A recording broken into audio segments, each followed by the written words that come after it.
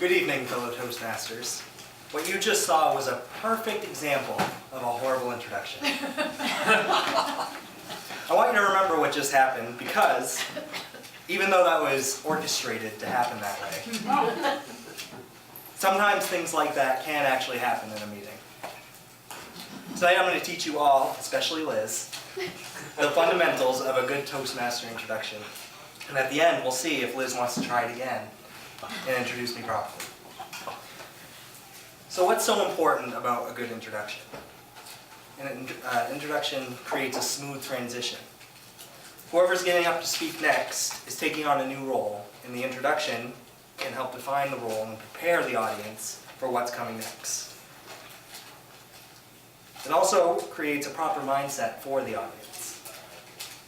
Audience members are much more likely to be receptive to what I'm saying if they're a little bit more prepared to hear what I'm about to say. Skillful introductions can also set the tone or the mood of what's coming. If you want your introduction to prepare the audience to laugh, then throw in a couple jokes. If you want it to be more serious, write a more professional introduction. A good introduction creates speaker authority. The introduction can provide some background on the speaker so the audience knows what qualifies me to say what I'm saying. For example, if Liz got up and said, Travis is going to speak to you about biochemistry now, you'd probably want to know what makes me qualified to say that. I'm not, by the way, and you would have found that out about 2 seconds after I started speaking. Next up, I want to tell you about some general essentials for any introduction. For any introduction, not just Toastmasters. You'll want to include the speaker's name, which I hope would be obvious to you. But more importantly, you want to say it clearly and pronounce it correctly. If you're unsure, ask before. If you're giving an introduction, ask the speaker first how to pronounce their name. I'm pretty sure I've had to ask Josh about 100 times how to pronounce his last name. It's so simple that I always second guess myself. Thank you. You're welcome. I just want to make sure I get it right. You also want to include the speech topic so the audience knows what they're getting themselves into. And you also want to include the speech title if there is one. So those are the general essentials for any introduction. The Toastmasters essentials, in addition to those, you want to include the speech assignment, or from what manual it's from. Is it from the Competent Communicator Manual or the Advanced Leader Manual? It's helpful for the audience to know what manual they're speaking from. For me, it's especially nice to know what's coming my way if the speaker's ahead of me in the manuals. And since I've only given 2 speeches from the first manual, odds are pretty good that they're ahead of me. You want to include the speech objectives, so tell us what the main objectives are, as well as your own personal objectives. I want to focus on not saying every other word. Might be one of my personal objectives. You want to include the delivery time, and this is very important for 2 people. The timer, and for anyone who has a roast in the oven at home and they need to get home. When you're drafting your introduction, you should consider writing it in a way that makes you, the speaker, feel welcome and appreciated when you come up to speak. You don't want to feel uncomfortable.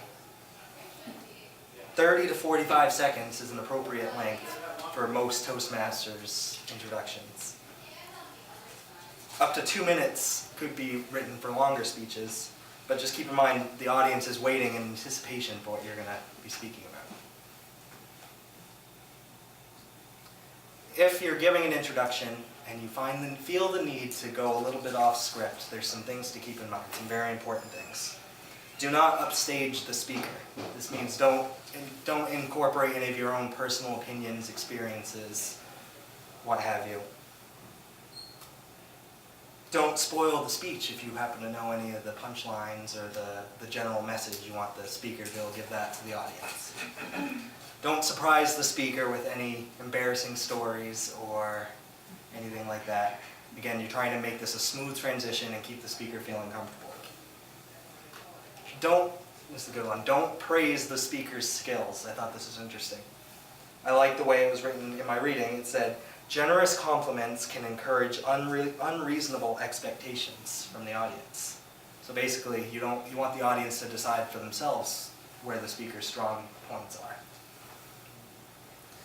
Don't throw in any cliches such as, this speaker needs no introduction, without further ado. And also, don't save the speaker's name till the end. There's no need for that. Especially here, most of the time we know who's about to speak, and throwing in their name a couple times makes it all feel more natural. If you're the speaker and you've written an introduction, you have a few responsibilities as well. You need to be available before the speech for questions from the one introducing you. For example, a perfect example would be, how do you pronounce your name? You also want to inform the introducer of any special considerations for your speech, like if there's going to be a question and answer session at the end, things like that. Next up is lectern etiquette. This is called a lectern. A lot of people call it a podium. One of the Toastmasters things, we try to refer to this as a lectern. Podiums go all the way to the floor. It's a fun fact. When you're at the lectern, you want to speak to your audience. You want to make eye contact. About everybody.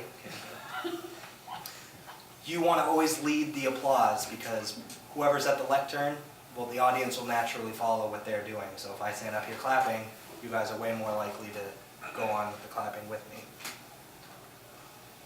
You always want to shake hands with who you're introducing and lead them to the lectern. Or this way, same thing. Kind of shake hands while you gently pull them in. You don't need to rip their arm off. Just lead them to the lectern. You never want to leave the lectern empty. Ever. There's no reason this lectern should ever not have a person at it. So if I call up the next person, which is Liz, and she's fumbling in her chair for her paperwork and her pen, I don't want to just, I'm out of here and go sit down. Wait up here and clap the whole time so she feels uncomfortable. Another very important piece of information with lectern etiquette is, when you get back to your seat, you need to continue showing interest in whoever's speaking, especially if you're in view of the audience. If I introduce Liz and I go sit down and start texting and anyone sees me, they'll be like, he doesn't care, why should I care?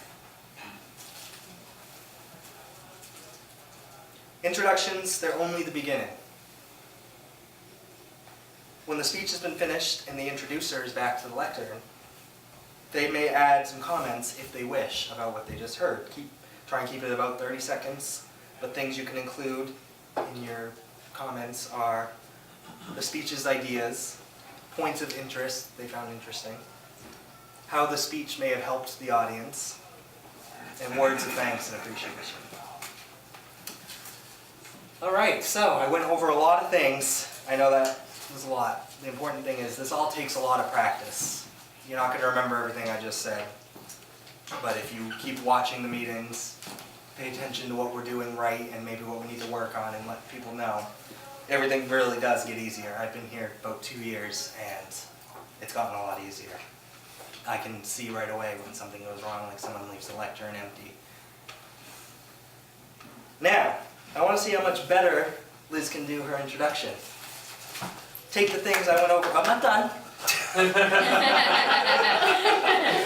Take the things that I went over today and try and give, wait, hang on, sorry. Take the things I went over today and give it a shot, Liz. If I could call you back up to the lectern, which where are you at? Here I am. So everyone can pretend they haven't heard this module yet. And let Liz give me a better introduction. Thank you, Liz. Thank you, Travis. So, Travis has been a member of Toastmasters for almost 2 years now. So he has seen 1 or 2 people give 1 or 2 introductions. Today he is going to teach you some tips, tricks, and techniques for how to write your very own introductions, as well as how to be effective when you are the one introducing another speaker. He is giving a module titled Creating an Introduction from the Better Speaker series, and his time is 10 to 15 minutes. Please help me welcome Travis to the lectern.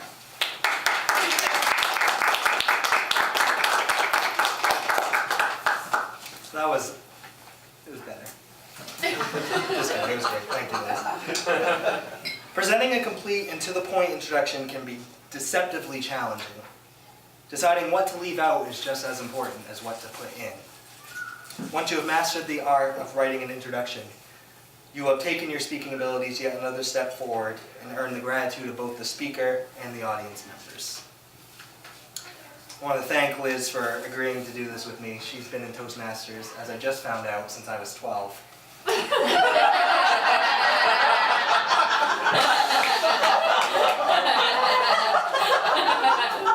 So she knows the ins and outs of introductions already. And she only did so poorly because I orchestrated this whole situation. So for the last time, Liz, I promise, I will turn the meeting over back to you. Thank you.